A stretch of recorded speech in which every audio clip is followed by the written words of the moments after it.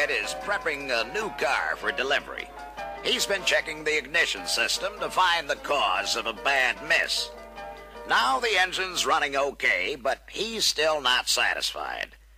Let's move closer so we can find out what's going on. Hey, Al, that plug didn't fire because the electrode gap was closed. Regapping was all it needed, so I put the same plug back in. Okay, so let's move her out. Right away, Al. But the engine's running slower than the spec setting, so I'd better raise the idle speed a bit. Hold it, Fred. That engine is still fairly stiff. If you raise the idle speed, we could get the car back in a hurry with a high idle speed complaint. Huh? But won't the engine stall in traffic if the idle speed's lower than specified? Not as a rule. The factory sets the carburetors on these new jobs, so they'll give an acceptable idle during and after engine break-in. You see, today's engines are designed to idle faster as a result of the changes brought in by emission control. Even though a brand new engine runs slower because it's stiff, it still idles somewhere near the speed specified for past models. With the factory setting, engines with less than 50 miles usually run about 75 revolutions lower than the speed specified after break-in. As the mileage climbs from 50 to 300, the engine gradually loosens up, so the speed is only about 50 revs lower. Then, the original adjustment holds the idle close to the basic spec speed as the engine breaks in. In most cases, you shouldn't have to readjust the idle speed on a new engine, even after it loosens up. Don't forget to tell Fred how raising idle speed when prepping a new car can also affect the ignition timing. Hi, Tech. Thanks for the reminder. You see, Fred, raising the idle speed on a stiff engine can open the throttle valve far enough to expose the spark advance port to manifold vacuum. As you know, any vacuum advance at idle will upset emission control. So, even where a new engine idles slower than specs, we have to remember that only a small increase in throttle valve opening can cause vacuum advance. In fact, only a slight shift from its proper bore alignment can reposition a throttle valve enough to upset the distributor vacuum unit's normal cut-in point. So don't overlook throttle valve alignment if the vacuum advance unit jumps the gun. Actually, the proper throttle position at idle can cause a slight vacuum at the distributor. If the vacuum stays below 4 inches, it'll not move the vacuum advance unit. However, when the vacuum goes higher, the distributor vacuum unit advances the ignition timing at idle, and this tends to further increase idle speed. This speed increase can make driving difficult, especially in heavy traffic or on slippery surfaces. In addition, the customer may complain about creeping caused by the engine idle speed-up or lurching when the automatic transmission is engaged. Besides, if you set a stiff engine to the specified idle speed, the speed increase that's normal as the engine loosens up can also start the centrifugal advance unit into operation at idle. When this happens, the engine may not slow down in a normal manner when you let up on the accelerator pedal. You see, the centrifugal unit in the distributors used with emission control engines starts its advance movement sooner than in previous engines. Also, it adds more advance at low speeds, so you can get quite a bit of unwanted timing advance if the idle setting is above the specified idle speed. In other words, if you accelerate an engine which idles up near the starting point of the centrifugal unit, the advance mechanism and idle speed may not come all the way back to their starting points when the accelerator pedal is released. Right, Tech. The effect of centrifugal advance at idle is similar to the throttle closing lag caused by incorrect adjustment of the dashpot. With centrifugal advance, the idle remains high, even though the throttle closes as far as the speed adjusting screw allows. Don't forget that sticky or improperly adjusted throttle linkage can also cause throttle lag. And make sure that carpeting or loose floor mats do not interfere with the accelerator pedal return. If linkage and pedal movement are okay, it's easy to check out throttle closing lag. Simply close off the distributor vacuum unit hose and hold the dashpot plunger clear of the throttle lever. Then if you still get throttle closing lag, check the idle speed screw setting. Whatever you do, don't try to cure throttle lag by raising the tension of the throttle return spring. All you'll manage to do is raise the accelerator pedal effort and maybe irritate the customer. Wow, do you mean all that can happen just from raising the new engine idle speed a few revolutions? Right. They weren't fooling a few tech sessions back when they warned us that all settings and adjustments are now more critical than ever before. And while we're on the subject, high idle speed can also cause engine after-running when you shut off the ignition. After-running happens most often when the engine's hot, especially after long high-speed runs in hot weather. Here's what happens. First of all, the basic ignition timing of our current engines is more retarded at idle than in past models. This makes combustion more complete, so the exhaust will meet emission standards. However, retarded timing also causes some of the idle mixture to continue burning as it leaves the combustion chambers. The longer burning process retards the removal of combustion chamber heat through the exhaust stream. Because of this, the chamber temperature can get high enough to cause dieseling if the throttle is open too far when the ignition is cut off. Care to add anything, Tech? Yep. To prevent unwanted ignition advance at idle as the engine breaks in, the idle speed should be 75 revs low on engines with less than 50 miles, or 50 revs low on engines with 50 to 300 miles. And where you have after running, you can use the same in-between speed settings. But after engine break-in, make sure the idle speed setting is exactly as specified. Also make certain that the manifold heat control valve operates okay. You look like you're ready with a question, Fred. Well, after break-in, some engines don't come up to fast idle speed right after a cold start, but they're okay after a minute or two. Why don't they run at fast idle at the start? If the fast idle cam works okay, but its effect is delayed, the initial engine slowness can be caused by low temperature. You see, the mixture does not burn efficiently right after a cold start, and the crankcase oil may be a bit thick. After the engine runs a short time, combustion improves, and the engine loosens up, so you get regular fast idle operation. Okay, that makes sense. Now, what about an engine that stalls just once after a cold start and then runs okay after it's restarted? The cause of the stall is also related to low temperature, but in a different way. In this case, we're concerned with choke and vacuum kick settings. Here's what happens. When the engine is cranked to start, the bimetallic choke coil holds the choke valve closed. As soon as the engine starts to run, choke closing force is balanced against the opposing pull of the vacuum kick unit. The vacuum kick unit opens the choke valve a specific amount to produce the proper mixture needed for good engine performance after starting and during warm-up. In fact, your single cold stall can be caused by the choke valve opening too far. Usually you can correct this stalling condition by adjusting the vacuum kick exactly to the specified setting. However, in the opposite direction, the warm-up mixture is too rich if the choke valve does not open far enough. Actually, only a small variation from the specified vacuum kick setting will cut down fuel economy, especially in slow city traffic or short trip driving. All of which is another example of why settings and adjustments have to be on the nose. Al, once in a while some engines stall after hot starts. Why not tell us about that? Oh, you mean those 68 engines which sometimes die out after a hot start with the air conditioner turned on?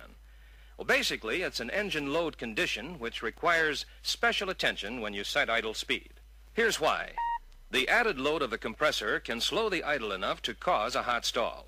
To compensate for this, you can set idle speed with the air conditioner turned on, but don't set it higher than needed to clean up the stall. You see, this setting makes the engine idle faster than specs when the conditioner's shut off. If you use this setting, make sure the resulting speed increase does not cause after-running. Okay, Al, shut her off right there. We'll be after running off this side of the record if someone doesn't turn her over. Where cold stalling is a problem, be sure the customer understands that proper starting procedure helps the engine start easier and also reduces stalling. New cars now have special tags which tell how the engine should be started. Good points, Tech. When the recommended cam starting procedure is used, there's no guessing. The driver simply presses the pedal down all the way to release the fast idle cam, and then lifts his foot off the pedal so the fast idle cam can do its job. You see, The starting step of the cam is specially designed to hold the throttle open the proper amount for efficient starting. After the engine starts, the same throttle opening keeps the engine running fast enough to prevent repeated stalling. Besides this, the starting step of the fast idle cam also holds the throttle at the right position to suppress cold start backfiring. If the throttle is too far open while the engine's being cranked, slow-burning parts of the mixture charge, which remain in the combustion chambers, can cause backfire. After the engine's warmed up enough to run smoothly, the accelerator pedal should be tapped lightly. This drops the fast idle speed and reduces lurching when the transmission is engaged. Cam starting's the best and quickest method in temperatures down to 0. But you'll get better starts on part throttle when the thermometer stays below 0, because cranking's slower and more power is needed to overcome engine stiffness. Part throttle? What happened to cam starting all of a sudden? Well, the conditions are more demanding, so the procedure is different.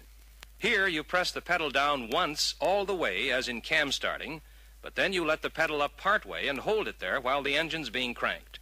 After the engine starts, you release the pedal and let the fast idle cam do its job. When restarting a warm engine, a part throttle position is also best. But here you don't press the pedal to the floor first. Just press the pedal partway down while cranking the engine and hold it there. If you pump the pedal, the engine may take longer to start. While we're talking about starting conditions, there's something that all technicians should remember. If the engine doesn't start right off, don't keep the starter cranking without giving it a chance to cool off between tries. Always remember that the starting motor is designed for intermittent duty. This means that you can burn it out if you keep it cranking without let-up, trying to start a balky engine. To guard against damage, limit starter operation to short periods, never more than 1 minute.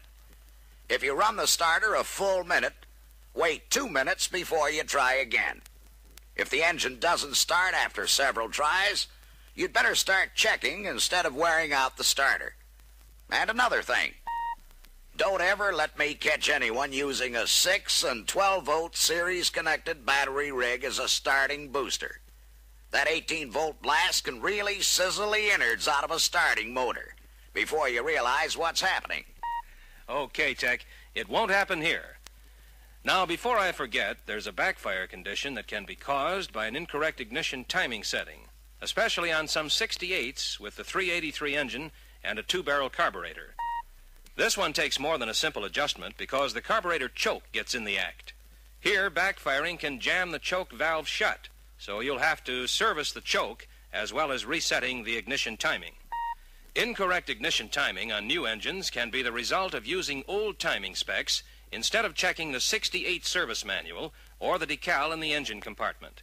Here again, you can see that exact settings are so important that the factory puts the information near the engines. Say, Al, I see that the air-fuel mixture ratio on those decals is 14.0 or higher, but the specs hold it to 14.2. Well, they're both right. The decal figure is mainly for the guidance of emission inspectors. However, the service manual specs give you a limit, so you won't try to set the mixture too lean for good idle operation. Actually, most engines do their best at 14.2, but a mixture anywhere between 14 and 14.4 puts emission within limits. Okay, Al, I'm sold on getting carburetor and ignition settings on the nose. I sort of listened past that part when we had our session on the cleaner air system. Do you have time to give me a quick review? I'll be glad to, Fred. Actually, our present periodic service procedure is about the same as in the past. We just have to be more careful. To begin, make sure that the battery is properly charged so all the electrical equipment can operate properly. And don't just brush off the cable connectors. Pull them off so you can clean the battery posts as well as the cable clamps. Be sure to tighten the clamps securely and then check the other wire and cable connections while you're at it. To maintain good engine performance, you should clean, inspect, and adjust the spark plugs at least once a year or every 12,000 miles. Don't forget that too much torque can distort the plug shell and may change the electrode gap. For the average car, it's good practice to install new spark plugs every 2 years or 24,000 miles. Be sure the replacements are of the correct type and heat range, or you may upset the engine performance and emission control. Also, check the distributor every 12,000 miles, or at least once a year. Replace pitted or burned contact points. If the pitting or burning is bad, check the condenser capacity or the alternator charging voltage as needed. When you set the contact gap, it's a good idea to double-check your work with a dwell meter. You'll need a tachometer when you check engine timing anyway, so with most testers, it only takes a flick of the switch to check the dwell.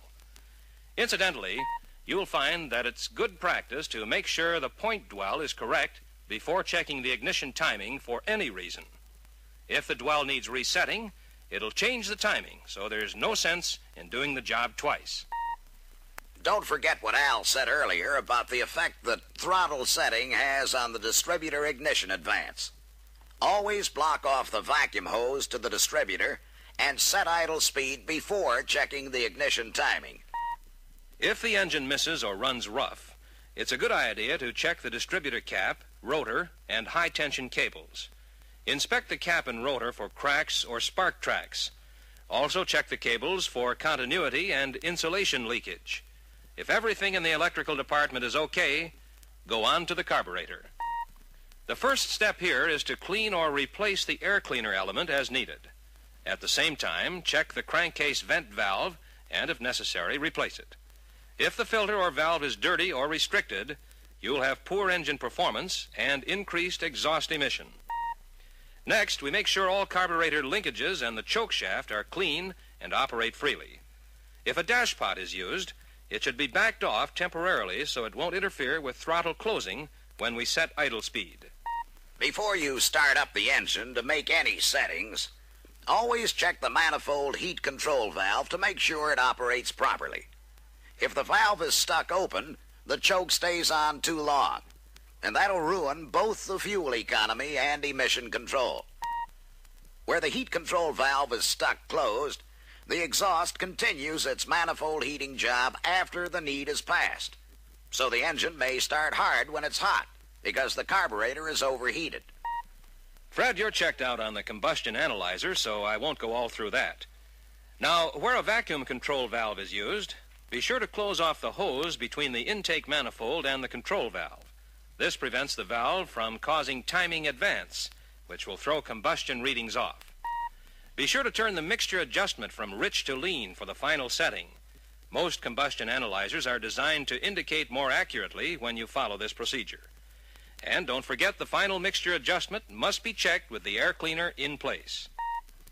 After the idle mixture is adjusted, carburetor vacuum should read between 0 and 4 inches of mercury with the distributor and manifold vacuum hoses closed off.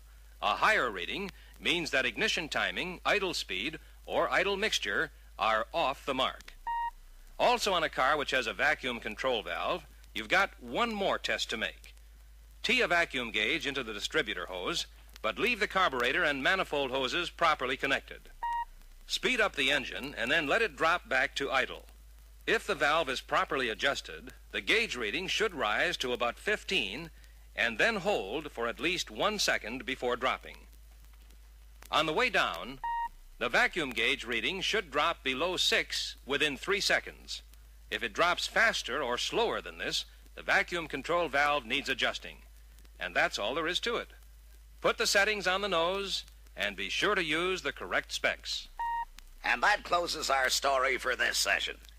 Al and Fred have covered a variety of facts about engine performance diagnosis that should be helpful to all you master technicians out there. As usual, we didn't get into all the details of periodic engine maintenance because those instructions are covered in your service manuals. The reference book for this session expands on the information included in the film, so be sure to give it a good reading. So long until the next meeting.